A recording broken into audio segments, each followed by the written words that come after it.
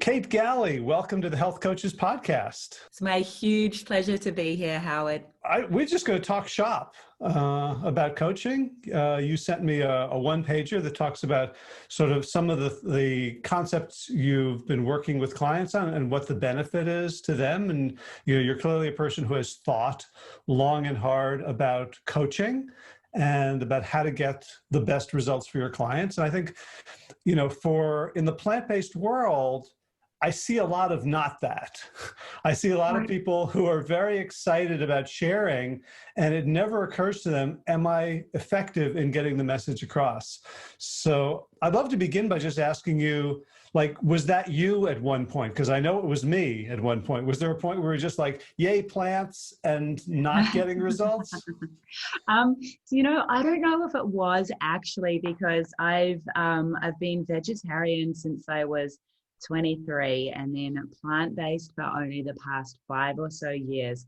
So I got into fitness well before I was vegan, well before I was plant-based. So I kind of learned how to get the body and the energy and the fitness and the health that I wanted through a high protein, low carb vegetarian diet.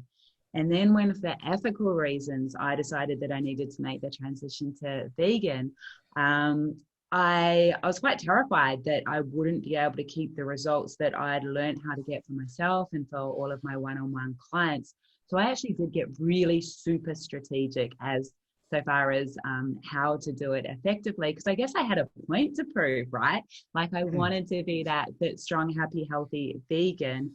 I didn't want the naysayers, the boys at the gym, for example, that I worked with who, kind of said, oh, goodbye, lean muscle mass. I didn't want to prove them right. I wanted to prove them wrong. So I got super strategic and broke down everything I needed to do so far as the eating actions, the exercising actions, and even more so, I guess my specialty, the mindset actions.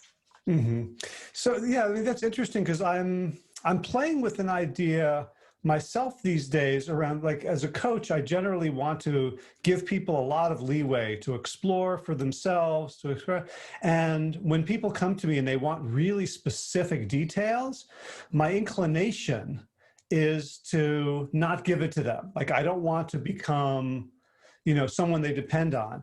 And yet I find for myself, and I'm thinking, I'm really sort of just shifting my opinion on this, that sometimes giving people a really, really clear, strict, detailed plan, and not necessarily strict hard to do, but just really, really clear, eat this for breakfast, eat this for lunch, giving people less room for discretion actually helps a lot of people. And I'm wondering where you fall on that continuum.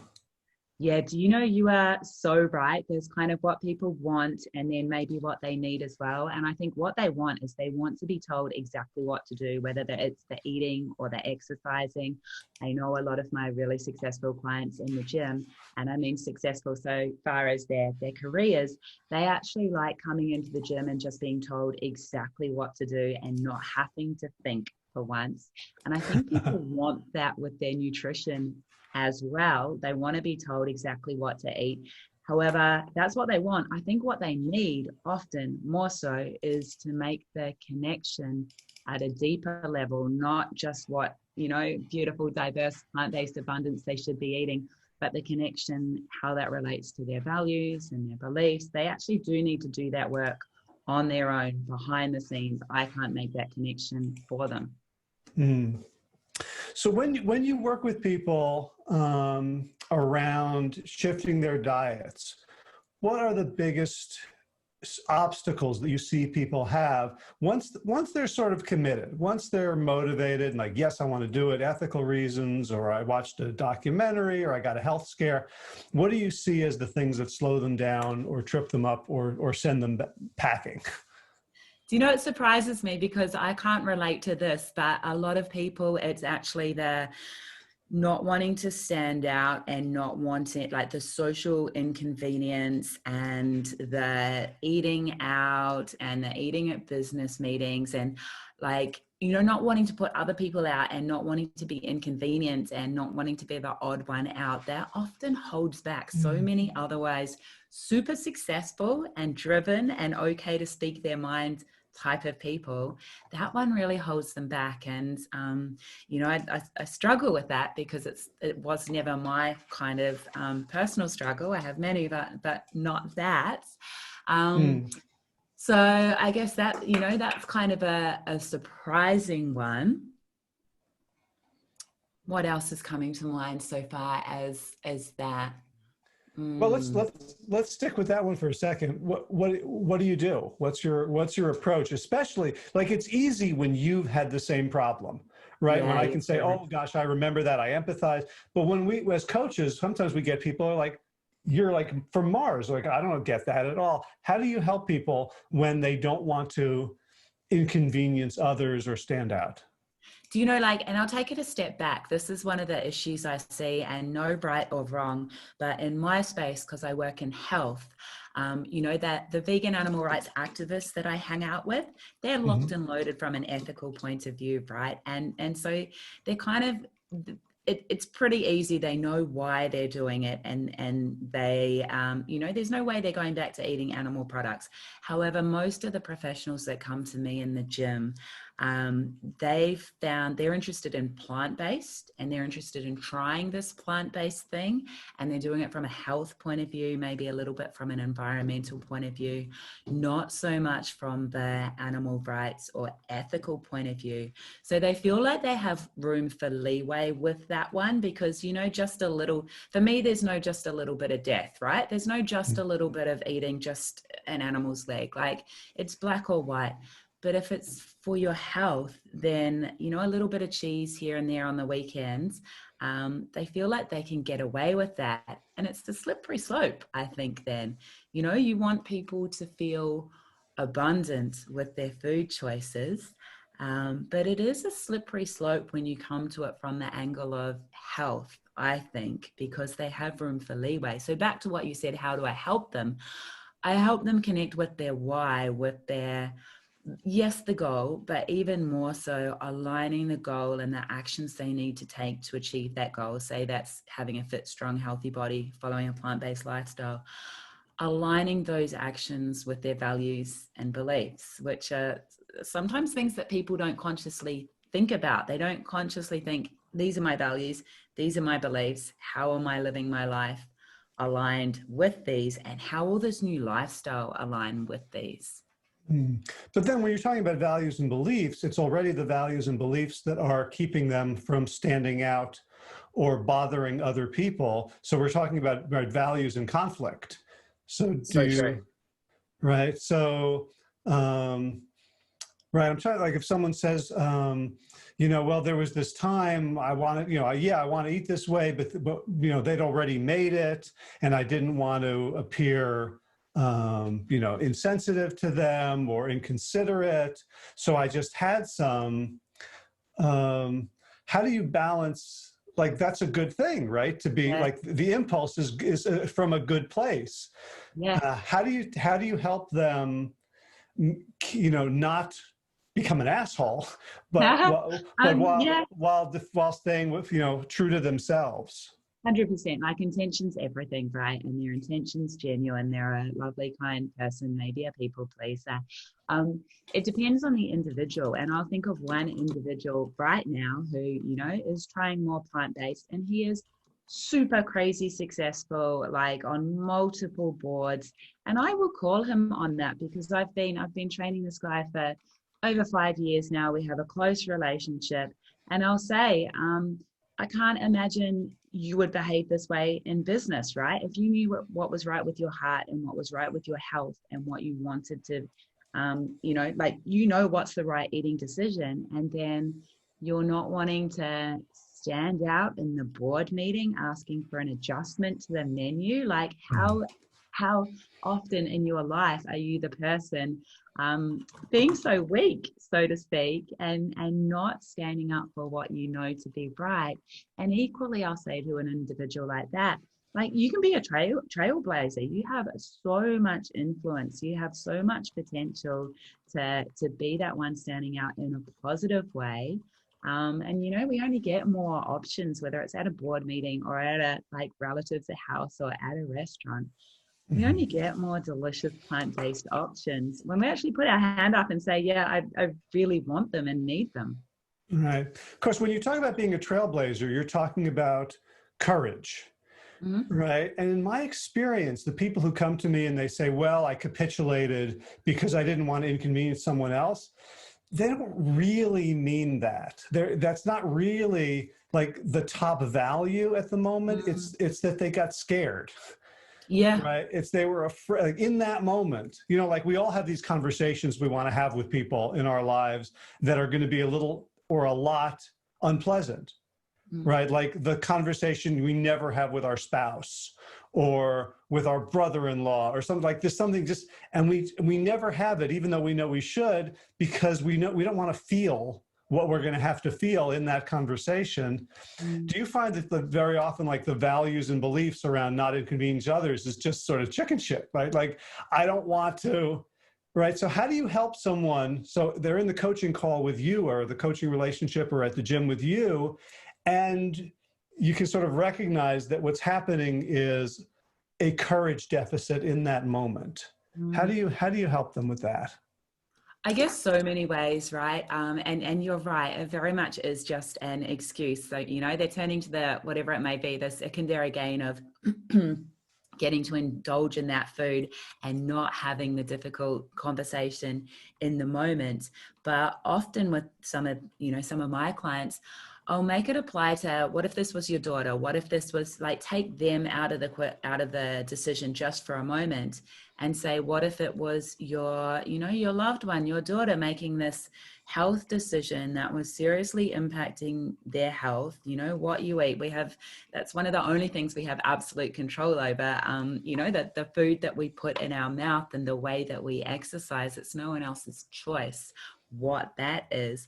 So I often kind of just take them out of themselves and say, you know, what would you say to your daughter if she was making this decision? You know, like, they've explained to me how unhappy they are with their current physique and health and energy levels. And they've agreed with me that this, whole food plant-based diet is the approach.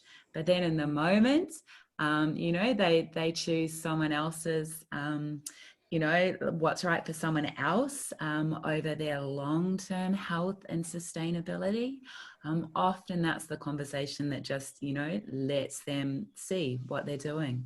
Okay, but I can see what I'm doing in a conversation with you, but then I still have to go out and be braver. Do you find that you have things that actually can equip that bravery in that moment?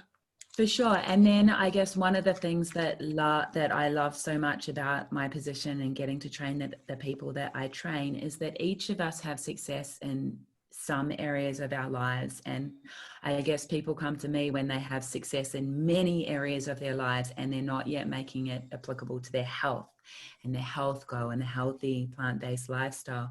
And we can model across the success we see in other areas of our lives. So I often ask them about the standards that they hold themselves to in the areas of their life that they are really successful. So whether that's in their career or whether that's as a parent or as a friend or even in their hobby, we all have standards either at a conscious level or even at an unconscious level.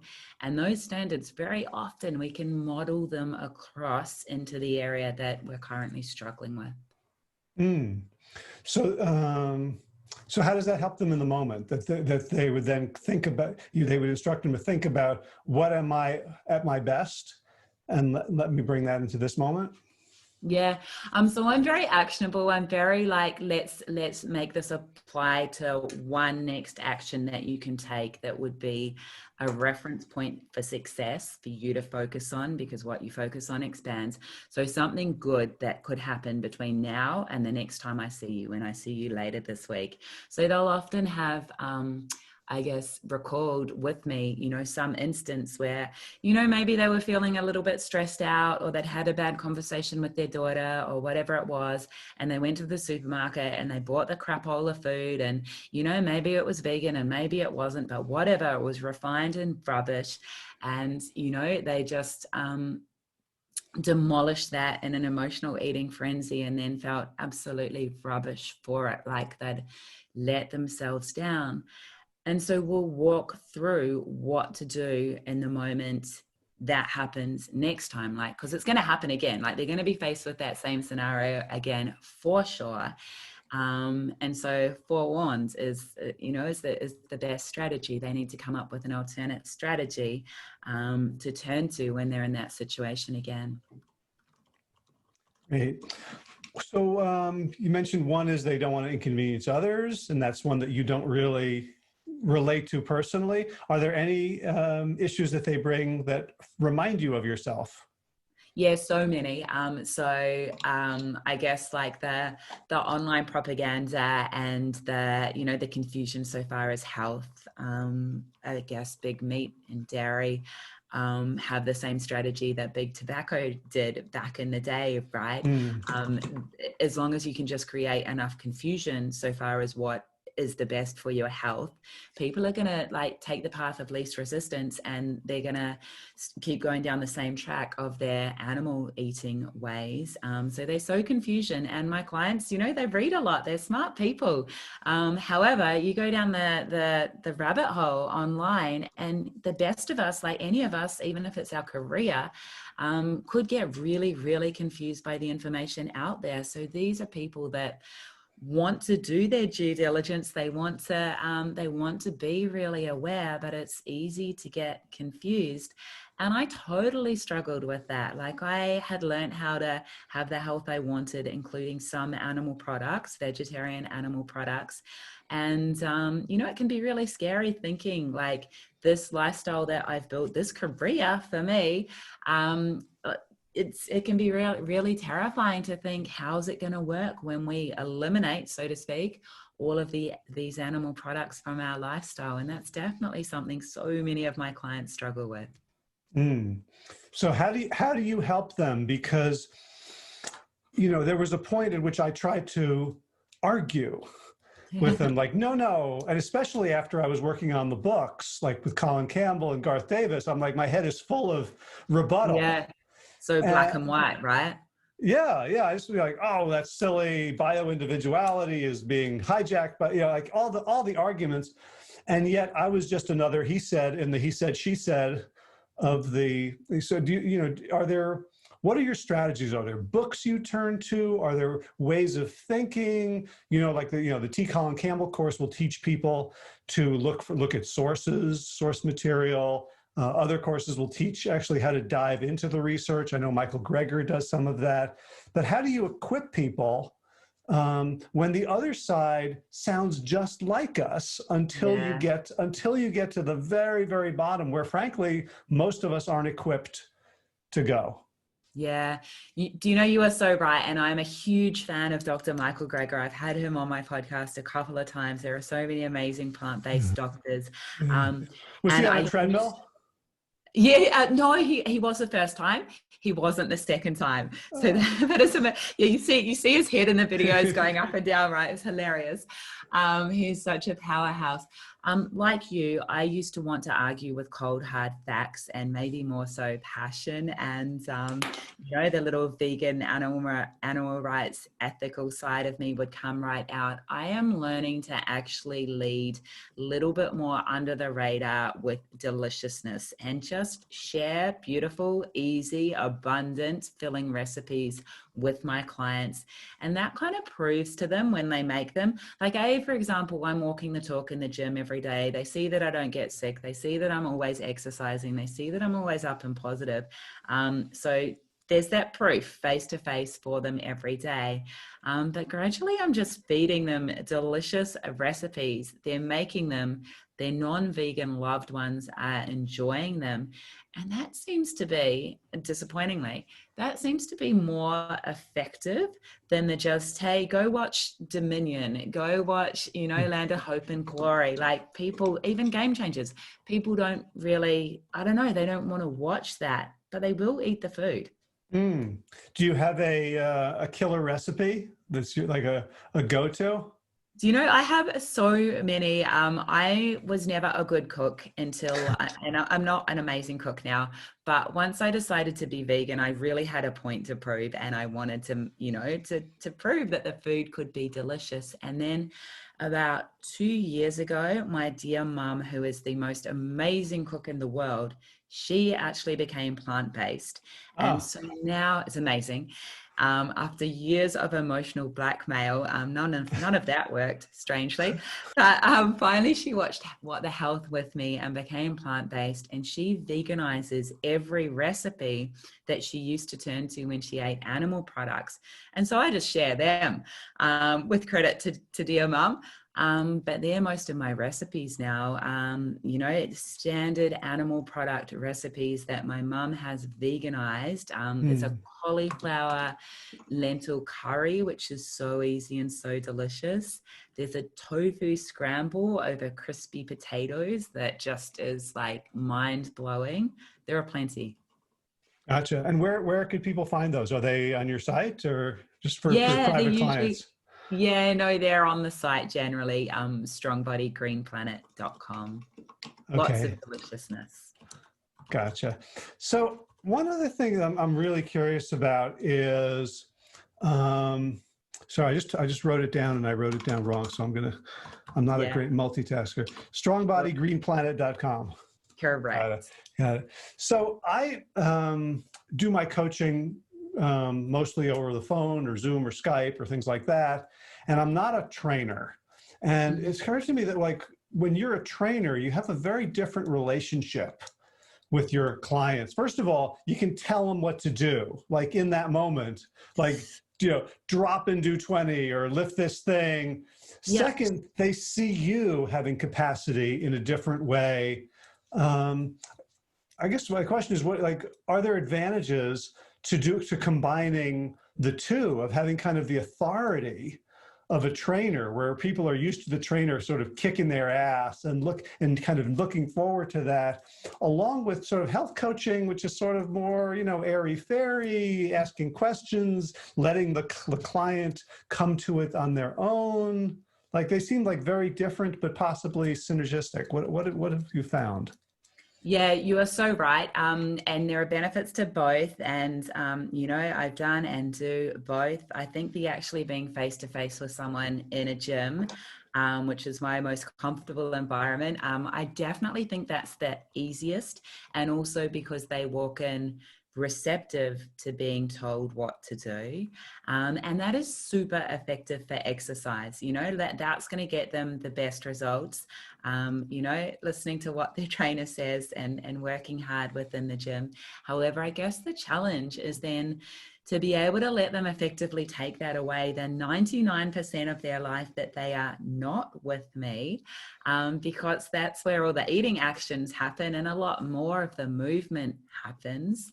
And so I guess that's a matter of building up the trust with these clients that takes time. And many of my clients have been with me well over 10 years now, which is Hmm. amazing.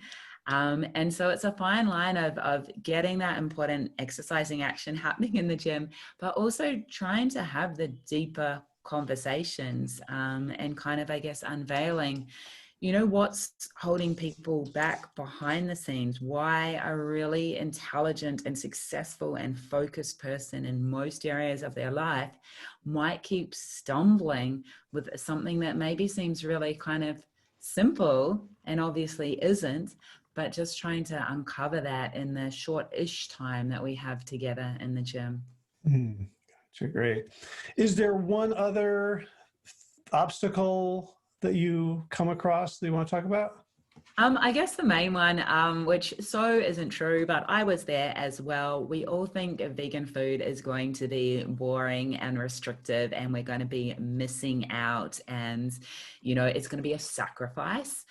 Everyone thinks that. Like the number of times I've been told, "Oh, but I love food too much," or "I just love meat," or things that I've said. I used to say I love meat too much. I could never be vegetarian, and then Hmm. at 16 years old, I was vegetarian. And so that is I reckon the biggest misconception is that people think a healthy plant-based lifestyle is going to be restrictive and just an absolute punish. And actually, as I'm sure has been your experience as well, for me, definitely out of the meat eating, the veggie, the vegan definitely brings me the most food joy by far, 100%. And so that's an example of you just show them recipes, you make food for them, you just lead with the stomach. Yeah, and you talk about it. You talk about the amazing meals that you have, that they see how much joy you get from food, you know? And Mm. maybe also you talk about the disappointing meals as well, because I don't want a client to go out to their first vegan restaurant and get that disappointing, lightweight, unsatisfying, bland type of a meal and think, oh, wow, that's what vegan food is. So I'm honest with them, you know, when I have a disappointing meal, you know, I tell them, and you know, I let them know that that's not what we should accept, because there's so many better options out there. Gotcha. Anything else you wanted to talk about that I haven't asked? I guess I would say to the listener who's, you know, like not yet sure, I guess that the listener that's hesitant about this, you know, this whole plant-based lifestyle, is that everything counts, and start where you are. And again, I guess to harp back to it, but they getting really clear on your values and your beliefs and aligning them with the achievement of your goal. It sounds like a little bit of work upfront. However, it just makes every single decision that you make on an eating and exercising front so much easier. It's the step, it's the behind the scenes work that not only lets you feel congruent so far as the actions that you're taking on a daily basis, but it kind of removes the decision making process. It just makes everything that you need to do to get the results that you want to achieve long term. It makes it easy and natural and sustainable, rather than a constant struggle where you're always fighting you. Right. Yeah. Once you're clear on your values and the conflicting values, right? So if another value is peacemaking in the family, or Yeah. then at least you understand what's happening. So I find so many of my clients, their own behavior it's like a black box. Yeah. And they come to me, of course, you know, this isn't the first time they've had this problem, their whole lives. Why can't I stick to a diet? Why can't I do this? Why can't I do that? And there's a voice inside them that's essentially saying, you are broken, you have no control, you are completely untrustworthy. And to begin to rebuild that trust in themselves, right? Because without that, there's no traction. They can have like a great engine, they can have, you know, powerful pistons and carburetor, but if the wheels are spinning, they're not going anywhere. So do you find that the value, like the clarity on values and beliefs helps with that, or can sometimes even undermine it? Because now they said, I want to be healthy, and now I'm really confused because now I'm clear I want to be healthy, and I'm still acting in sabotaging ways. Yeah, 100%. I mean, I think they just need to dig deeper then. You know, they need to analyze, so how's the current strategy working for you? If you're living your life aligned with the, you know, the anti-values or the values that are opposite of the ones that are going to get them to help them achieve their goal. One thing you said on trusting themselves, it just made me think the number one advice I would give to myself if I had to start again, and to all of my clients, is to back yourself 100%. So you know, that is so important. And I would say that many of my clients might back themselves as a mom or dad, or back themselves in business, but we need to back ourselves so far as our health. There's nothing more important. What does that mean, to back ourselves? Sure. It means to have certainty in you. So right now, especially, we can't have certainty. Well, always, but we're especially aware of it right now. We can't have certainty in circumstances. We don't know what's coming, you know, next year, next week, later today. We can't really have certainty in other people. I know that sounds a bit sad, but, you know, we can't. But we absolutely can back ourselves and have certainty in no matter, you know, what circumstances we are faced with tomorrow. We can have certainty in our own ability to back ourselves and to come up with, you know, the actions that will best serve us in that uncertain circumstance. Yeah, what I'm thinking about is, so you help people actually lift weights, right? And that's a beautiful metaphor, right? Because if you want to lift a weight, you have to lift a hard weight. You have to accept the challenge or you're not going to grow. And you lift the weight, and very often you'll lift the weight to pretty much failure. Like you're going to make them lift it so they can't lift it anymore today. And the muscle is going to respond to that and go, oh my God, that was awful. I never want to be that weak again. And I'm wondering if that, when you talk about backing yourself, having certainty in yourself, if weightlifting is sort of a metaphor that you can draw upon to say, you know what, this is hard work, and that's the point. You don't want to go to a gym to say, I want to get strong with the least amount of effort, right? But people say, well, I want to become vegan, but I really don't want it to inconvenience me, or I don't want to have to grow as a person, or I don't want to have to face my demons. And like, what are your thoughts on that? I love that. Yeah, I've never heard that metaphor before, and I love it. And the other thing that is a non-negotiable so far as being in the gym and lifting really heavy weights is you must be 100% focused. You must be focused on what you want, and you must be focused on every single repetition of every single rep, or of every single set, or it can go horrifically wrong, right?